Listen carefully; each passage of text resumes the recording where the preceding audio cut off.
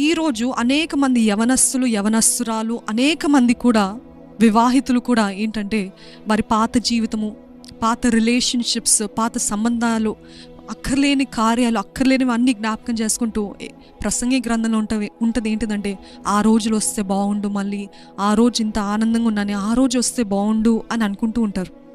కానీ దేవుని వాక్యం తెలియజేస్తుంది, అది దేవునికి ఇష్టం లేని సంబంధం అయినట్లయితే, అది దేవునికి ఇష్టం లేని కార్యం అయినట్లయితే, దాని నుండి ఏదో రీతిగా మీరు బయటపడినట్లయితే మరలా ఆ వ్యక్తియే కావాలి, నాకు ఆ స్త్రీయే కావాలి, ఆ పురుషుడే కావాలి అని అటువంటి ఆశలు ఉన్నాయా? లేకపోతే అదే పాత జీవితం ఎంతో బాగుంది కదా, ఇలాగా రూల్స్ లేవు, రెగ్యులేషన్స్ లేవు, ఎటువంటి నియమాలు లేకుండా స్వేచ్ఛగా జీవించాను కదా, మీకు అటువంటి తలంపులు వస్తున్నాయండి? Are you looking back at your past? Are you looking back at your past and saying, I wish I had that again, I wish I can go back to that again. కుక్క అంట first ఎంతో ఉత్సాహంతో, ఎంతో ఆతురంతో తినేస్తుంది, టక తినేస్తుంది.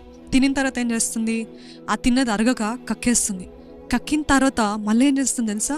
ఆ కక్కిన దానికి వెళ్ళి మళ్ళీ ఆ టేస్ట్ కోసం ఆ కక్కిన దాన్ని మరలా నాకి తింటుందంట. ఎంత అసహ్యం కదా, దట్స్ సో డిస్గస్టింగ్ కదా. మనం కుక్కను చూసి ఎంత అసహ్యం అనుకుంటున్నాం, కానీ ఈరోజు మన జీవితాలు అట్లనే మర్చిపోతున్నాం. మనం కూడా పాత జీవితము, పాత సినిమాలు, పాత సంబంధాలు, పాత స్నేహితులు, పాత పాపాలు ఇవన్నీ కోరుకుంటూ I wish I can go back అని ఎప్పుడైనా మీకు ఆ తలంపులు వచ్చినాయండి?